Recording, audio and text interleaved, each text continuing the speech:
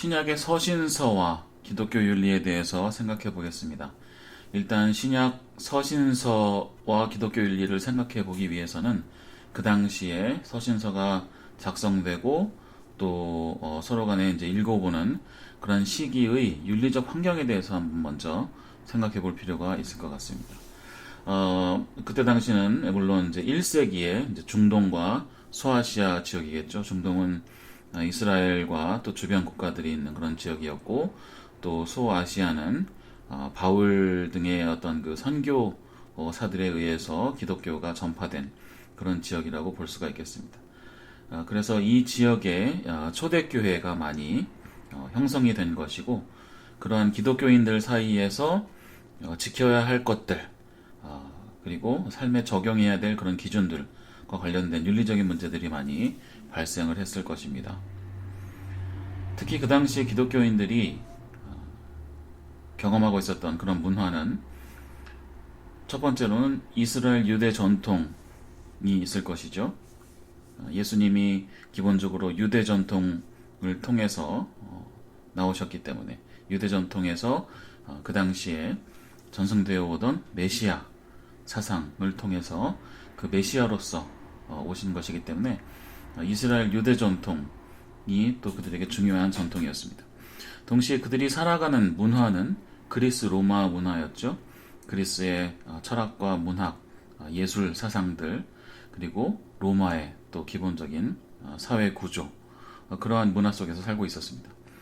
그와 동시에 그 당시에 그리스도인들은 예수님의 가르침을 통해서 물려받은 그런 귀중한 가르침이 있었고, 그러한 가르침들을 어떻게 삶에 적용할 것인가를 고민해야 했습니다.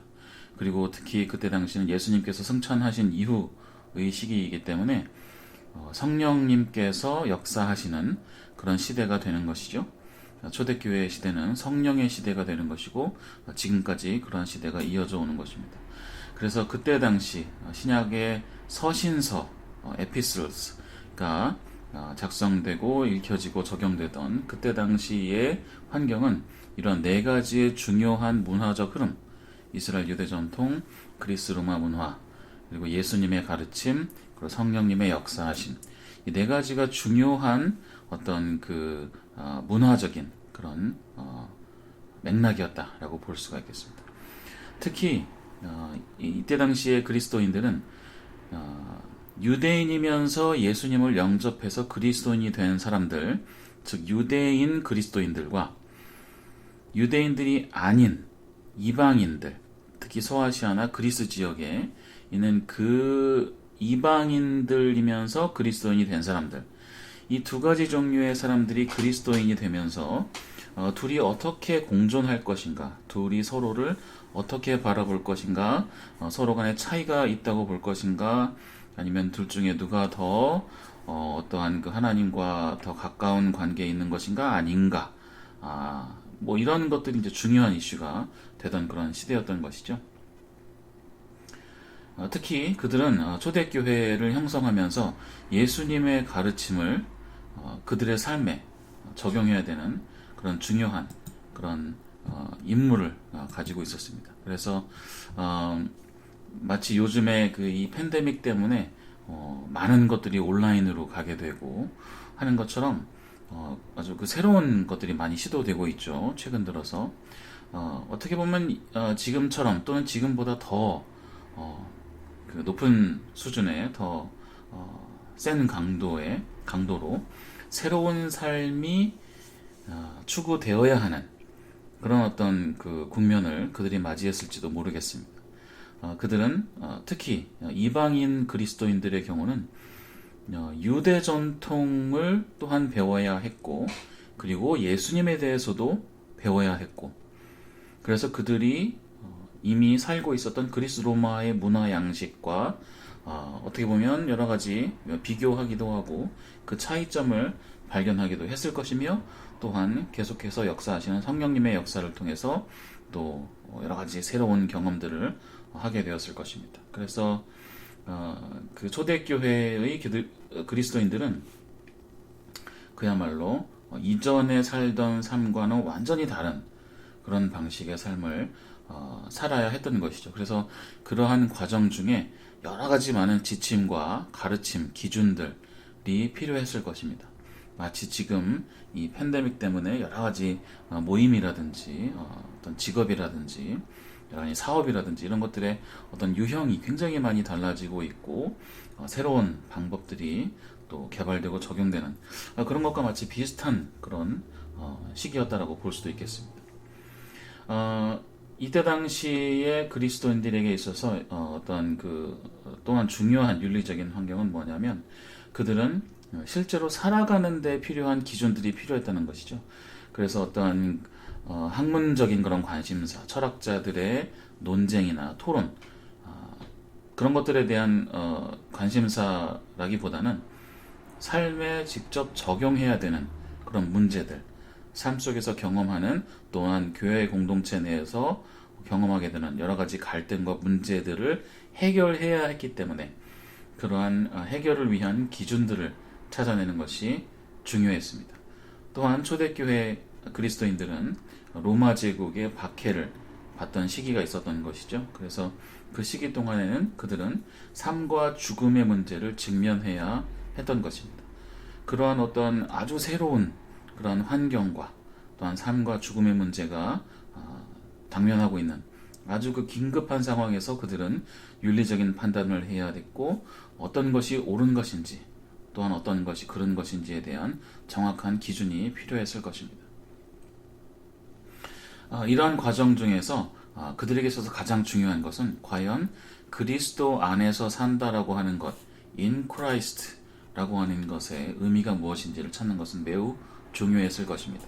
왜냐하면 예수님께서 부활하시고 승천하신 이후이기 때문에 초대 그리스도인들은 예수님을 직접 만나보지 않은 사람들이 많았고 따라서 예수님에게로부터 가르침을 물려받은 그 사도들과 또한 또 그 사도들의 제자들을 통해서 예수님의 가르침을 받았던 것이죠. 그래서 그들에게 있어서는 직접 만나보지는 못했지만 지금도 같이 살아가고 계시는 그리스도 그리고 성령님을 통해서 함께 하시는 그 그리스도 안에서 살아간다는 것이 무엇인가를 밝혀내고 그것을 그들의 삶에 적용하는 것은 대단히 중요한 문제였습니다.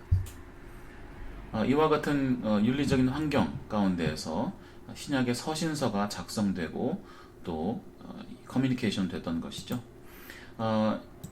이러한 그 신약 서신서에 나타나 있는 윤리는 어떻게 보면 방금 말씀드린 것처럼 그들이 당면했던 1세기 초대교회의 그 그리스도인들이 당면했던 그런 문제들이라고 볼 수가 있는데 이 많은 문제들은 특히 공동체 윤리 또는 교회 윤리와 관련된 내용들이 많다라고 하는 것입니다. 개인적인 삶에서 지켜야 할 것들도 물론 당연히 있었지만 또한 그것 못지않게 굉장히 중요시 되었던 것은 바로 뭐냐면 교회 공동체 안에서 그들이 서로 어떻게 살아갈 것인가, 어떻게 화합하고 어떠한 방식으로 인간관계를 설정해서 유지할 것인가 등등 여러 가지 그 공동체적인 측면에서 공동체의 맥락에서 어떻게 행동하고 살아야 할 것인가에 대한 그런 공동체 윤리 또는 교회 윤리적인 그런 내용들이 그들의 이제 많은 고민을 차지했던 것이죠. 그래서 그러한 내용들이 신약 서신서에 많이 등장하는 것을 알 수 있습니다.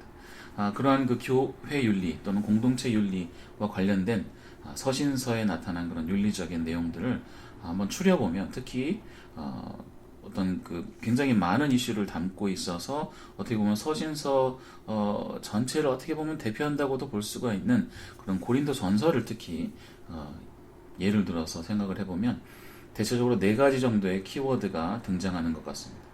신약의 서신서에 나타난 기독교 윤리를 이제 몇 가지 키워드로 생각해 보자라고 한다면 한 4가지 정도의 중요한 키워드가 있을 수 있겠다라고 하는 것이죠. 그 중에 첫 번째 키워드는 바로 하나됨, 유니티에 대한 그런 키워드가 되겠습니다. 하나됨. 앞서 말씀드린 바와 같이 이때 당시 초대교회인들에게 있어서 굉장히 중요한 문제 중에 하나는 유대인과 이방인, 특히 그리스 지역 또 소아시아 지역에 살고 있던 유대인이 아닌 그리스도인들, 이들과 유대인 그리스도인들과 어떻게 서로를 이해하고 서로 간의 관계를 어떻게 설정할 것인가 하는 것은 굉장히 중요한 이슈였던 것입니다. 특히 한 교회 안에 두 가지 종류의 사람이 같이 생활을 하는 경우 서로를 어떻게 대우해야 할 것인가, 이것은 굉장히 중요한 문제였습니다. 특히 예수님께서는 그 유대 전통 안에서 이렇게 사역하시고 또 부활하시고 승천하셨기 때문에 이 유대 전통 가운데 있었던 유대인 그리스도인들, 그들의 어떤 우월감이라든지 그들의 어떤 그 우선시되는 그런 느낌들, 그런 것들을 어떻게 해결할 것인지, 또한 그것에 비춰 봤을 때 이방인 그리스도인들은 그러면 또 어떻게 우리가 이해해야 되고 어떻게 대해야 되는 것인지, 그것은 굉장히 중요한 이슈였습니다. 요즘으로 치면 이러한 차이와 갈등은 어떻게 보면 중동에 있는 아랍인들과 이스라엘 사람들 간의 어떤 갈등이라든지, 또는 개신교인들과 카톨릭 신도들 간에 또 서로 간에 어떻게 하모니를 이룰 것인가, 뭔가 이러한 것과 어떻게 보면 비교될 수 있을 정도로 아주 큰 차이가 있으면서 뭔가 같이 가야 되는, 같이 살아야 하는 뭔가 그런 문제가 있었던 것이죠.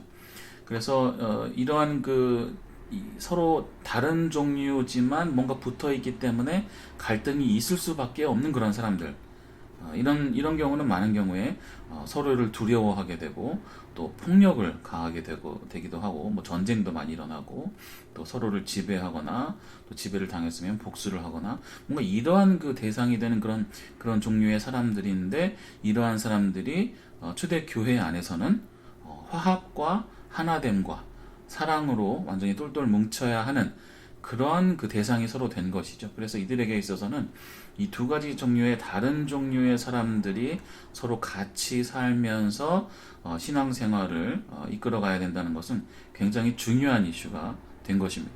그래서 이것은 신약 서신서에 나타나 있는 기독교 윤리의 내용 중에 아주 중요한 부분을 차지하고 있는 그런 주제라고 볼 수가 있는 것입니다. 두 번째 생각해 볼 수 있는 키워드는 부활과 소망에 대한 키워드입니다. 초대교회의 그리스도인들은 막 부활하셔서 승천하신 그 예수님을 직접 보았던 사람들, 그 많은 사람들, 사도들을 포함한 그 많은 예수님의 승천을 목격한 사람들이 그 중에 있었을 것이고, 또 그들로부터 또 예수님의 가르침에 대해서 직접 전해받는 뭔가 그런 사람들이었기 때문에 예수님께서 얼마 전에 부활하셔서 승천하셨다라고 하는 것은 그들에게 있어서는 매우 큰 사건이었을 것입니다. 그래서 이 부활에 대한 소망, 부활에 대한 신앙은 굉장히 중요한 그들의 어떤 신앙 원칙이었습니다. 그래서 그리스도인들도 예수님과 같이 부활한다, 우리가 몸이 죽어도 다시 부활할 것이다 라고 하는 그 소망은 굉장히 중요한, 굉장히 현실적인 그런 믿음이었던 것입니다. 그래서 부활에 대한 소망, 그리고 또한 예수님께서 다시 오실 그 재림에 대한 소망, 이런 것들이 이제 중요한 신앙의 원리가 되면서 윤리적 판단과 윤리적 행동의 근거가 되었기 때문에 이 초대교회의 그리스도인들, 이 서신서의 맥락이 된 그때 당시에 그리스도인들은 어떤 삶의 모든 노력과 관심이 이 현세에서 어떻게 하면 잘 살아가야 될 것인가, 나를 어떻게 더 잘 보존하고 내가 어떻게 더 플로리싱하고 더 행복하게 살고 또 다른 사람과의 경쟁에서 어떻게 이길 것인가, 뭐 이런 그런 관심보다는 예수님의 부활을 직접 목격했거나 또 직접 목격한 사람으로부터 이야기를 들었기 때문에 이 사람들에게 있어서는 우리의 몸도 결국에는 부활될 것이고, 그래서 가장 중요한 것은 지금 현세에서의 어떤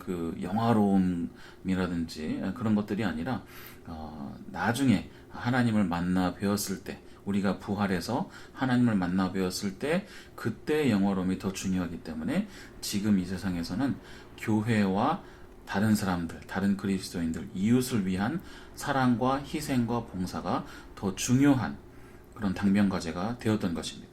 나를 위해서 어떻게 살 것인가, 그것을 가지고 아둥바둥하고 사는 것이 아니라 이들은 바로 그 부활을, 예수님의 부활을 직접 목격했던 그런 사람들과 같이 공존하고 있었기 때문에, 예, 교회를 위해서 어떻게 하면 조금 더 자신을 내려놓고 희생하고 봉사할 것인가, 이것은 굉장히 중요한 그들의 윤리적 행동과 사고의 근본 원리가 되었던 것이죠. 그래서 그들은 자기 자신들을 바라볼 때, 그리고 무엇보다 자기 자신의 공동체를 바라볼 때, 그들은 어떤 그 자기 중심적인 그런 기반으로 정체성을 형성한 것이 아니라, 우리는 모두 하나님 아래서 보편적인 인류다, 트랜스로컬, 우리가 지역을 뛰어넘는 하나님의 백성으로서, 하나님의 피조물로서 지역성을 뛰어넘는 그러한 어떤 그 집단 정체성을 형성하게 되었고, 또한 멀티 에스닉, 다민족적인 그러한 그런 교회 방침이라든지 그러한 원칙을 세우게 된 것입니다. 서신서에 나타나 있는 기독교 윤리의 키워드 중에 세 번째 키워드라고 한다면 그것은 바로 홀리니스, 성결일 것입니다. 성결 혹은 거룩함이라고 할 수 있는 것이죠. 이 성결이라고 하는 것은 결국엔 하나님을 믿는다는 것, 그것이 성결애로의 부르심에 해당되는 것이고, 이러한 내용은 구약 성서에서부터 지속적으로 강조되어 왔던 것이기 때문에 하나님의 백성이 되고 하나님을 믿고 따른다라고 하는 것은 결국 거룩한 삶을 우리가 이끌어간다, 성결의 길을 걸어간다 라고 하는 것이기 때문에 이것 또한 그 당시 초대교회의 어떤 그 서신서에 나타나 있는 기독교 윤리의 내용 중에 아주 중요한 부분을 차지한다고 볼 수 있겠습니다. 그래서 이 거룩이라고 하는 것은, 이 성결이라고 하는 것은 divine vocation, 어떤 그 하나님께서 우리를 불러주신 어떤 소명에 해당하는 것이라고 볼 수가 있는 것이죠. 그래서 그때 당시에 그리스도인들에게 있어서 강조된 것은, 서신서를 통해서 강조된 것은 뭐냐 하면 우리의 모든 것을 다해서 성결의 삶을 살아야 한다 라고 하는 것이었던 것입니다.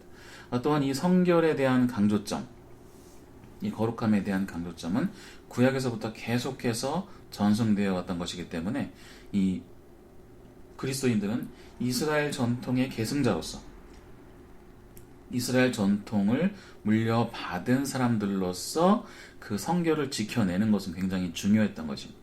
그렇기 때문에 이런 성결의 중요성을 설명하는 과정에서 여러 가지 비유들이 사용되기도 하는 것이죠. 예를 들어 고린도전서 3장 16절 같은 곳을 보시면 이제 성전으로 우리가 비유가 되는 것이죠. 그래서 우리의 몸이 이제 성전이 되기 때문에 우리가 이제 거룩한 삶을 살아야 하고 우리의 몸을 성결하게 지켜야 한다. 이런 그 내용들이 등장하게 되는 것입니다. 또 한 가지 중요한 키워드가 있다면 그것은 바로 사랑에 대한 키워드가 되겠습니다. 사랑, 아가페적인 그 사랑에 대한 키워드. 이 사랑에 대한 키워드는 모든 그 서신서의 내용에서 끊임없이 계속해서 강조되는 것이고, 또한 그렇게 강조되는 이유는 예수님께서 강조하셨기 때문에 그렇게 연결돼서 강조가 된 것이죠. 그래서 이 사랑이라고 하는 것은 고린도전서 13장 의 내용을 보시면 특히 모든 은사 중에 가장 뛰어난 은사다라고 되어 있습니다. 그래서 이러한 사랑은 희생적인 사랑, 예수님께서 본을 보여주신 그러한 사랑을 의미하기 때문에 지금 현세에서 어떻게 보면 나를 위한 어떤 타인에 대한 봉사, 이런 수준이 아니라 완전히 다시 오실 예수님을 기대하면서, 또한 우리가 부활할 것을 소망하면서 하게 되는 그런 희생적인, 모든 것을 다 주는, 예수님께서 본을 보여주신 그러한 사랑을 의미하고 있기 때문에 이러한 사랑을 기반으로 어떤 그 재림적 공동체성이 형성되었다, 에스카톨로지컬 소셜리티가 그때 당시에 형성되었다라고 볼 수가 있는 것입니다. 그래서 이와 같이 하나됨에 대한 강조, 그리고 부활에 대한 소망, 그리고 거룩함과 성결, 그리고 이 사랑, 이 네 가지의 키워드가 바로 신약 서신서에 나타나 있는 기독교 윤리의 중요한 키워드다라고 볼 수가 있는 것입니다. 근데 이런 키워드가 있음에도 불구하고 신약 서신서에 나타나 있는 윤리적인 내용들, 구체적인 지침들, 이러한 지침들을 지금 우리 시대에 적용하기에는 중요한 문제점이 발견되게 되는 것입니다. 이것이 이제 윤리학에서는 그 디스크립티브한 내용과 노마티브한 내용 간의 이제 차이라고 볼 수가 있는 것인데요. 디스크립티브라고 하는 것은 어떠한 상태가 어떻게 되었는가에 대한 어떤 그 설명적인 부분이고, 노마티브라고 하는 것은 그래서 어떻게 살아야 되는 것인가 라고 하는 어떤 그 처방적인 성격의 것이 되는 것이죠. 이것을 이제 그 성경 혹은 뭐 성경 전체에도 적용되는 내용이고, 또 성경과 기독교 윤리에 대해서 다루었던 다른 강의에서도 마찬가지로 등장하는 문제점이기도 합니다만은, 이 디스크립티브라고 하는 것은 과연 이 텍스트에 어떻게 쓰여 있는가, 이 텍스트에 어떻게 설명이 되어 있고 어떠한 표현으로 이것이 진술되어 있는가 라고 하는 것을 알아내는 것, 그것이 이제 디스크립티브한 그런 노력이 되는 것이죠. 텍스트에 무슨 내용이 있는가. 반면에 노마티브한 그런 영역의 것은 활동은 뭐냐면, 그렇기 때문에 우리는 그럼 어떻게 살아야 하는가, 그죠? 성경에 또 텍스트에 어떻게 적혀 있기 때문에, 그렇기 때문에 우리는 어떻게 살아야 되는가. 그래서 이 디스크립티브한 내용에서 노마티브한 내용을 끄집어내는 것이 우리 어떻게 보면 기독교 윤리에서 가장 중요한 핵심 문제라고 볼 수 있는 것입니다. 성경은 기독교 윤리에서 가장 중요한 원천이 되는 것이잖아요. 그래서 성경에서 윤리적인 행동과 윤리적인 생각, 윤리적인 원칙을 어떻게 끌어낼 것인가 에 대한 것은, 이것은 기독교 윤리에서 가장 중요한 문제가 되는 것이죠. 그래서 디스크립티브에서 노마티브로 어떻게 끌고 올 것인가, 이것은 굉장히 중요한 그러한 기독교 윤리의 중요한 임무가 되는 것입니다. 근데 이제 과제가 되는 것입니다. 근데 이 중요한 기독교 윤리의 과제에 있어서 그 중간을 가로막고 있는 큰 장애물이 있으니, 그것은 바로 맥락적 차이가 되는 것입니다. contextual difference, 맥락적인 차이가 있는 것이죠. 그래서 예를 들면 그때 당시의 시대 상황과 지금의 시대 상황이 굉장히 다르다라고 하는 것이죠. 근데 이것은 구약 성서와 기독교 윤리의 문제에 대해서 우리가 생각해 볼 때도 같이 비슷하게 등장했던 그런 문제이지만, 구약 성서는 그 시대적 차이가 매우 크기 때문에, 지금 현재와 더욱 크기 때문에 이러한 차이점에 대해서 우리가 고민하는 것이 굉장히 어떻게 보면 수월했다고 볼 수가 있는 것입니다. 왜냐하면 너무 차이가 크기 때문에 구약 성서를 어떻게 보면 사례집으로 볼 것인가, 어떻게 보면 비유의 모음집으로 볼 것인가, 뭐 하는 그런 여러 가지 입장이 있었죠. 반면에 복음서에 나타나 있는 내용과 이 현재의 우리에게 어떻게 적용할 것인가에 대한 내용은 또 다른 국면의 이 문제점에 다른 국면을 드러나게 됩니다. 왜냐하면 복음서에 나타내는 내용은 예수님께서 직접 말씀하신 것이기 때문에, 예수님께서 직접 말씀하신 것이 갖는 그 권위가 대단한 것입니다. 그래서 예수님의 말씀은 최대한 우리가 반영하려고 해야 되겠죠. 반면에 이 신약 서신서에 나타나 있는 내용, 그 내용을 지금 우리의 맥락에 어떻게 적용해야 될 것인가 하는 이 기독교 윤리적인 이런 문제점은 뭐냐면, 또 그 독특성이 있는데, 그것은 뭐냐면 지금 우리가 살아가는 이 시대가 바로 성령의 시대이기 때문에, 지금 우리의 시대와 대단한 그 연속선상에서 있는 그 시대라고 하는 것입니다. 예를 들어 아주 오래된 이야기도 아니고, 예수님께서 직접 말씀하신 그 내용도 아니고, 그 이후의 시대이기 때문에 우리 시대와 굉장히 연속선상에 있으면서도 또한 차이가 있는 그러한 미묘하고 복잡한 그러한 맥락 가운데 있는 그런 내용이 바로 신약 서신서에 있는 내용이라고 하는 것이죠. 그래서 이 텍스트에서 윤리적 가이드라인을 가져오는 것이 이 기독교 윤리에 있어서 굉장히 핵심적인 내용이지만, 이 신약 서신서는 그러한 기독교 윤리의 중요한 과제 중에서도 매우 독특성을 가진다, 매우 그 독특한 특성을 가진다라고 볼 수가 있는 것입니다. 그래서 이 텍스트에서 어떤 내용을 말하고 있는지를 그럼 우리가 먼저 파악을 해야 되겠죠. 그래서 이제 성서학자들이 히스토리컬 크리티시즘, 역사 비평학의 어떤 그런 관점을 많이 적용해서 성서를 연구한 바가 있습니다.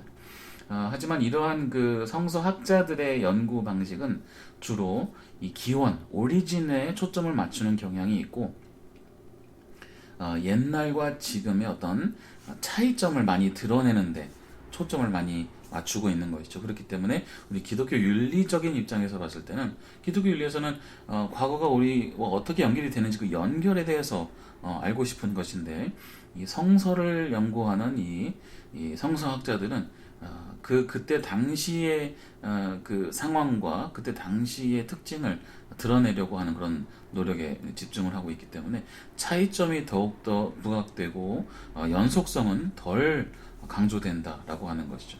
하지만 기독교 윤리에 있어서 중요한 것은 그때 당시로부터 지금까지 이어져 오고 있는 이 교회 시대, 이 성령의 시대 가운데서 특히 기독교 윤리적인 그런 내용은 어떻게 발전해 왔는가, 그것을 알아내는 것이 굉장히 중요하다고 볼 수 있는 것입니다. 그래서 성서학의 내용을 기독교 윤리로 바로 적용하기에는 어려움이 있습니다. 왜냐하면 방금 말씀드린 대로 성서학은 그때 당시의 내용을 아주 집중적으로 파헤치기 때문에 차이점이 부각이 되고 연속성은 덜 부각이 되는 그런 현상이 나타난다라고 하는 것이죠. 또한 여기 보시면 epistemological concern이라고 되어 있는데 인식론적인 문제라고 되어 있는데, 이것은 뭐냐면 특히 이제 historical criticism, 역사 비평을 하시는 분들은 그때 당시 역사의 역사적인 어떤 그 발굴된 내용과 또 성경뿐 아니라 성경 주변에 있었던 1세기의 문헌들과의 어떤 비교를 통해서 그런 그 연구들을 하기 때문에 실증 자료를 바탕으로 그런 내용들을 이제 탐색해서 우리에게 제시하기 때문에 이 히스토리컬 크리티시즘에서 밝혀낸 내용들은 어떻게 보면 hard science, 굉장히 그 매우 구체적이고 객관적인 내용을 제시하는 것처럼 우리에게 보이는 경향이 있습니다. 하지만 이 기독교 윤리라고 하는 것은 예를 들어 1세기에서 어떤 뭐 문서가 발굴됐다고 해서 그걸 우리가 지금 우리에게 바로 적용할 수 있는 것은 아니잖아요. 그래서 기독교 윤리라고 하는 것은 어떻게 보면 soft science, 뭐 100% 적용될 만한 객관적인 그런 증거가 있는 그런 영역이 아니기 때문에 이 두 가지 영역적인 차이가 있는 것이죠. 예를 들어 hard science로서의 그 역사 비평학하고 soft science로서의 어떤 윤리학, 어떤 모든 사람에게 다 적용되는 그런 100% 맞는 정답이 있는 영역은 아니잖아요. 그렇기 때문에 이 영역 간의 차이도 굉장히 성서의 내용을 기독교 윤리로 어떻게 가져올 것인가의 문제를 어렵게 만드는 그런 학문적인, 어떻게 보면 그런 문제라고 볼 수가 있는 것입니다. 이와 같은 문제가 특히 서신서의 내용을 기독교 윤리의 내용으로 이제 승화시켜서 지금 우리에게 적용할 때 발견할 수 있는 그런 문제라고 본다면, 이 문제를 우리가 어떻게 해결할 것인가? 이 해결책은 사실은 다른 표현으로 또는 다른 학자의 이론으로 다른 강의에서도 이미 소개한 바 있는 그런 비슷한 내용이라고 볼 수 있겠습니다. 구약 성서와 기독교 윤리, 그리고 복음서와 기독교 윤리 내용을 다루면서도 비슷한 내용이 언급이 되었습니다만은, 여기 서신서의 내용을 또한 기독교 윤리적으로 어떻게 승화시켜서 우리가 이해하고 적용할 것인가에 대한 내용을 우리가 살펴봄에 있어서 여기서는 특별히 독일의 신학자였던 루돌프 불트만의 이 이론을 한번 사용해서 생각해 보도록 하겠습니다. 결국에는 a present informed by the past, 과거에 의해서 인폼된, 알려진, 우리가 알게 된 그런 현재, 그런 현재를 우리가 살아가야 되는 것이죠. 과거가 알려주는 그런 지침에 따라서 현재를 살아가야 되는 것이죠, 우리가.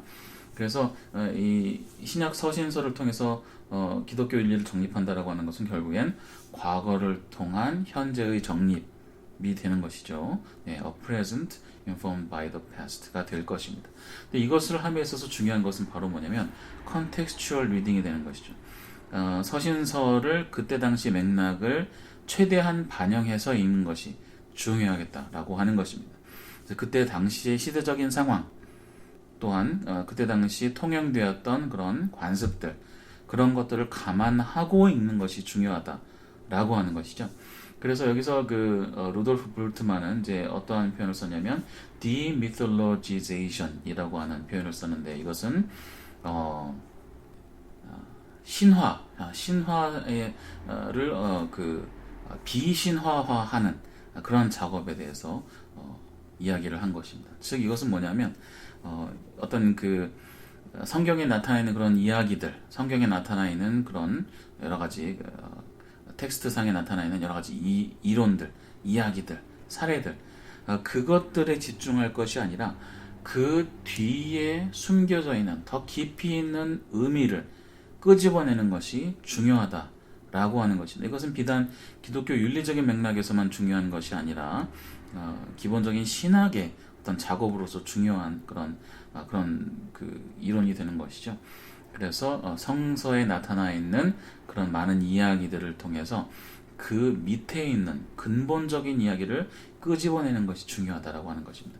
특히 루돌프 볼트만이 활동했던 당시에 굉장히 영향력을 미쳤던 The Existentialist Philosophy, 존재론적 그런 철학적인 입장에서 보았을 때 거기서 이제 주된 관심을 갖는 것은 인간의 존재, 인간의 실존과 그 존재의 의미를 파악하는 것에 초점을 맞췄던 것이죠. 그래서 인간이 존재하는 그 실제가 어떠한 깊은 의미를 갖고 있는가, 그 의미를 파악하는 것이 중요하지 성경에 있는 아주 구체적인 그런 것들을 지금 우리 삶에 적용하려고 한다든지 그런 것을 하는 것이 바람직한 건 아니다 라고 하는 것입니다. 그래서 이러한 작업에서 중요한 것은 성경에 나타나 있는 여러 가지 이야기들을 지금 우리가 알아들을 수 있는 그런 말로 번역하는 것, 지금 우리가 알아들을 수 있는 그런 내용으로 바꿔내는 작업, 이것이 이제 중요한 작업이 되는 것입니다. 그리고 또한 이러한 바꿔내는 작업, 번역하는 작업에서 중요한 것은 큰 뭔가 신학적이고 해석적인 틀, 개념의 틀, 그 틀 안에서 성경 텍스트를 해석하는 것이 중요하다는 것이죠. 성경 텍스트에 나타나 있는 작은 디테일들, 그것들에 휘둘리는 것이 아니라 그리스도를 통한 인류의 구원이라고 하는 아주 복음주의적인 중요한 신학의 어떤 해석 틀, 그 틀을 먼저 가지고 성경을 들여다보면서 해석하는 것이 중요하다라고 하는 것입니다.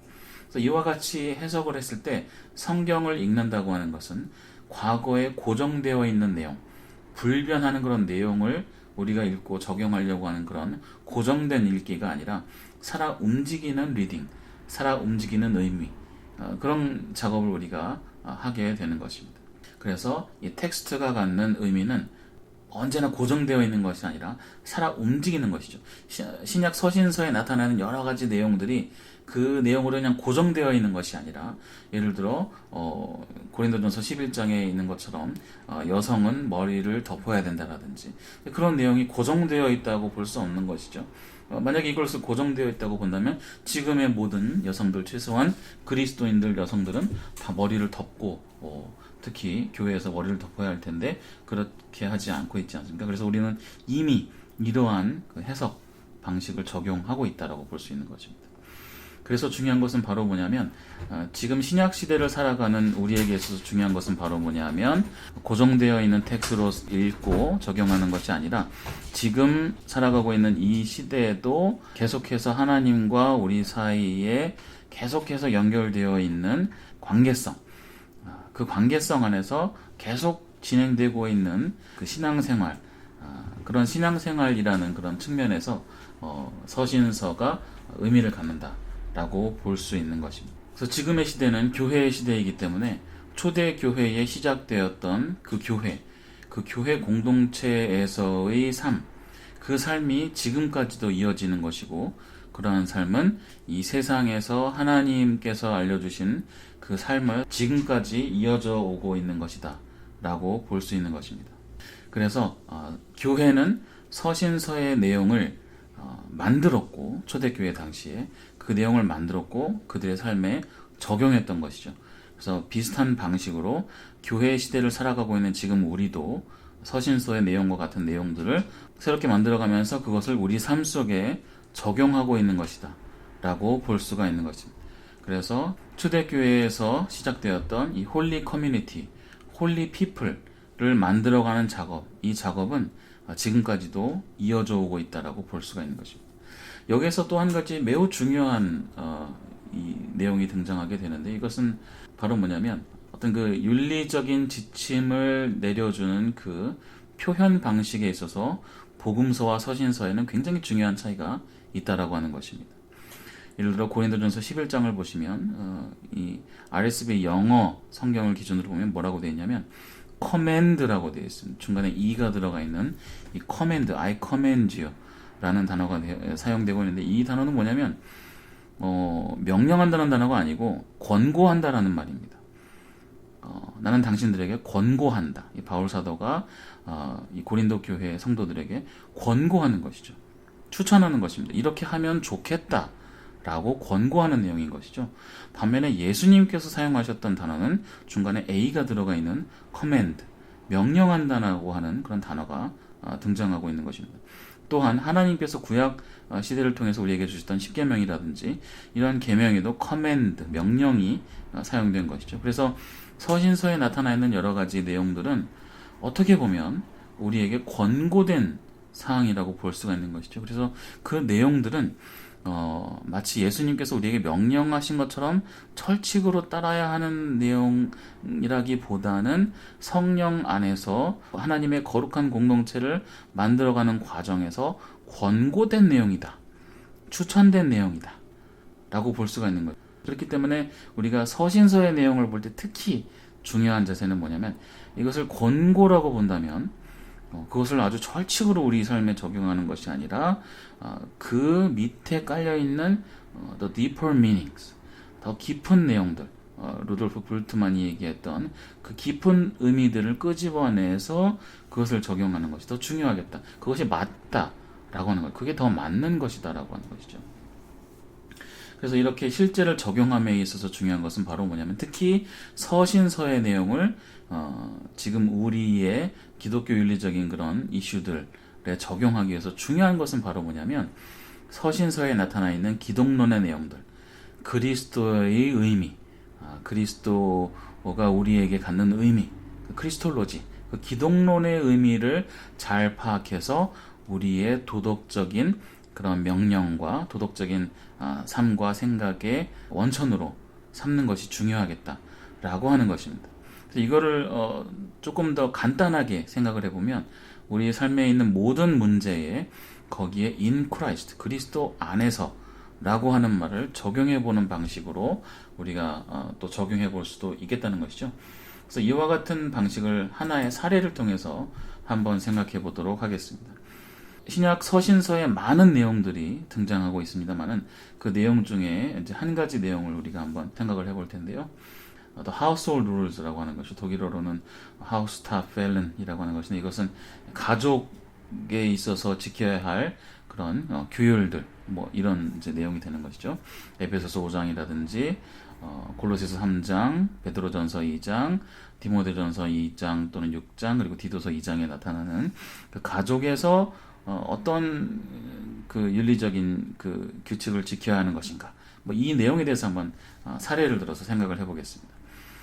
여기 그 슬라이드에서 보시는 바와 같이 그 RSV 버전 기준으로 골로새서 3장 18절에서 4장 1절의 내용을 한번 보시면, 우리가 한글 성경, 개역개정 성경의 번역을 봐도 좋지만 여기 영어 성경을 우리가 한번 직접 읽어보겠습니다. 그래서 아내들은 당신들의 남편에게 복종해야 되는데, 그것은 주 안에서 그것이 맞기 때문에 그렇다라고 하는 것입니다. 그리고 남편들아, 아내들을 사랑하라.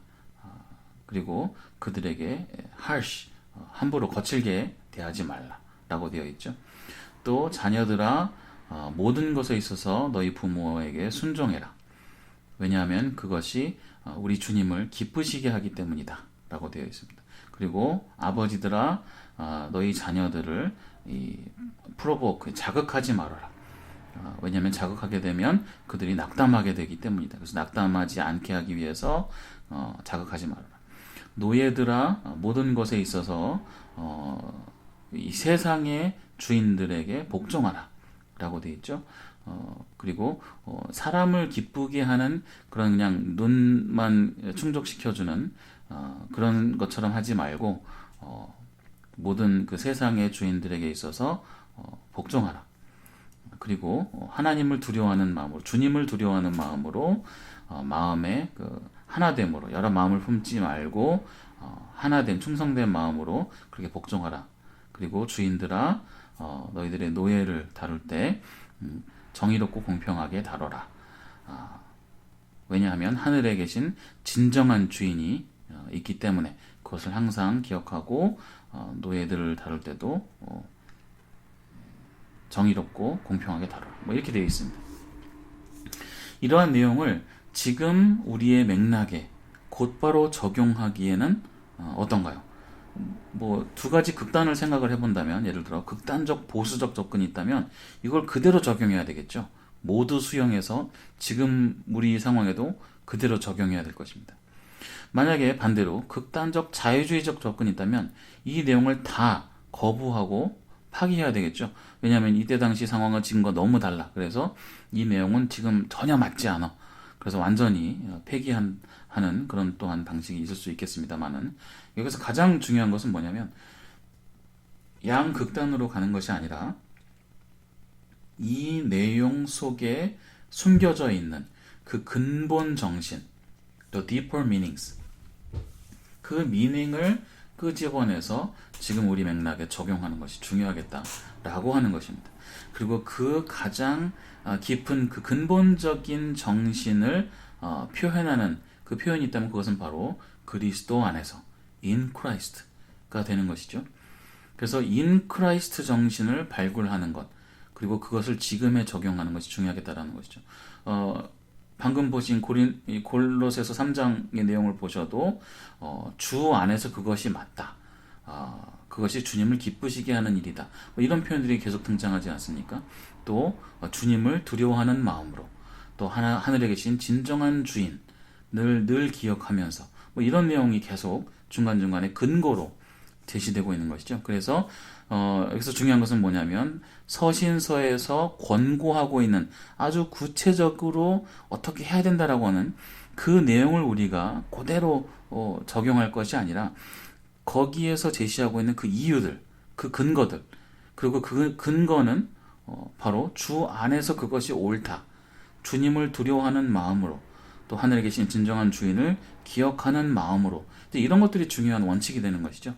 그래서 그 원칙을 발굴해서 지금에 적용하는 것, 그것이 중요하다라고 하는 것입니다. 예를 들어 그래서 지금에 적용을 하게 되면 아내와 남편의 관계도 여기 나타나 있는 것처럼 무조건적인 건 아니죠. 그래서 뭐 복종과 사랑의 관계. 하지만 그것에 있어서 중요한 것은 바로 뭐냐면 그리스도 안에서 맞는 것, 또 그리스도를 두려워하는 마음. 그 마음을 유지하면서 그 관계가 형성되는 것, 그것이 중요하다라고 하는 것입니다. 부모와 자녀의 관계도 마찬가지죠. 주님을 기쁘시게 하면서 또한 주님을 두려워하는 마음으로 그 관계가 맺어지는 것, 이런 것들이 중요하다라고 하는 것입니다. 여기서 특히 이 본문과 관련해서 이 사례를 위해서 방금 읽은 이 본문과 관련해서 우리가 추가적으로 생각해 볼 문제가 몇 가지가 있는데요. 그것은 일단 첫 번째 생각해 볼 문제는 이 내용 중에 선택할 것이 있는 것인가, 아니면 선택하는 것이 아니고 이 원칙만 가지고 우리가 새롭게 이것을 다 작성해야 되는 것인가 라고 하는 추가적인 한 가지 문제가 발생하게 됩니다. 예를 들어 선택의 문제라고 한다면, 예를 들어 아내들이여 남편들에게 복종하라 라는 것은 우리가 선택을 하고, 또 다른 것, 예를 들어 뭐 노예들이 지금은 노예제가 없으니까, 그죠? 이 노예에 대한 것은 버리고, 이렇게 그 어떤 것은 선택하고 어떤 것은 버리는 그런 선택이 가능한 문제인가, 아니면 이 원칙만 놔두고, 예를 들어 in the Lord, 주 안에서, 또는 for this pleases the Lord, 이것이 주를 기쁘시게 하기 때문이다 라고 이런 원칙들만 남겨놓고 나머지 문장들은 다 지우고 우리가 새롭게 쓸 수 있는 것인가? 이 두 가지의 그 어떤 접근법의 차이. 예를 들어 선택을 한다라고 하는 것은 완전히 보수적인 건 아니지만 뭔가 준보수적인 그런 입장이 되는 것이죠. 성경에 있는 내용 중에 일부는 적용하려고 하는 것이니까. 그래서 그걸 어떻게 보면 쿼자이 컨서버티즘, 준보수주의라고 말할 수 있다면 완전히 또 새로 쓴다는 것은 다 폐기하는 것은 아니기 때문에 완전히 극단적인 자유주의라고 할 수는 없겠습니다만은 이러한 아주 그 구체적인 지침들 복종하라라든지 뭐 이런 것들은 다 지우고 주 안에서 주를 기쁘시게 하는 또 주를 두려워하는 마음으로 이런 원칙만 남겨놓고 그렇기 때문에 아내여 남편에게 어떻게 해라 또 남편은 아내에게 어떻게 해라 이런 것들을 완전히 새롭게 쓴다면 그것은 어떻게 보면 또한 그 준자유주의적인 입장이 되는 것이죠. 그래서 쿼자이 리버럴리즘이라고 또 볼 수가 있을 것입니다. 그래서 이 두 가지 사이에서 우리가 또 그럼 어느 쪽에 기울어야 될 것인가? 이것이 또 우리가 궁금해지는 그런 질문이 되겠습니다. 두 번째 질문은 뭐냐면 이 성경이 담고 있는 요 사례의 본문이 담고 있는 내용 중에 in Christ 주 안에서 인간관계가 이루어져야 된다. 이것은 이제 알겠는데 그 중요한 것은 알겠는데 또 한 가지 우리가 파악할 수 있는 것은 결국 사람과 사람 간의 관계는 그럼 뭔가 그 하이어라키가 있는 것 아닌가? 위계가 있는 것 아닌가? 완전한 평등은 어쨌든 얘기하고 있지 않잖아요. 지금 이 본문에 나타나는 얘기는 완전히 똑같다라는 얘기는 없잖아요. 그래서 차이가 있다라고 하는 그것도 하나의 원리로 우리가 볼 수 있는 것인가 아닌가? 그것도 깰 수 있는 것인가? 이것도 굉장히 어려운 질문이라고 볼 수 있는 것입니다. 왜냐하면 지금 이제 특히 이 어떤 그 선진 문화에서는 모든 사람이 평등한 것은 당연한 것이죠. 당연한 것인데 실제로 우리가 살아가는 모습을 보면 차이가 있습니다. 네, 차이가 있어요. 모든 사람의 관계 중에 뭔가 더 가진 사람이 있고 뭔가 아쉬운 사람이 있죠. 모든 관계가 다 거의 보면 그렇게 되어 있는 경우가 많습니다. 그러니까 모든 사람이 다 평등해야 되는데 그것은 맞는 얘기인데 실제로 우리가 살아가는 것을 보면 뭔가 이제 한국식으로 얘기하면 뭔가 갑적인 사람이 있고 뭔가 을적인 사람이 있는 것이죠. 그래서 갑을 관계가 뭔가 다양한 형태로 이렇게 맺어져 있는 것을 우리가 또한 알 수 있습니다.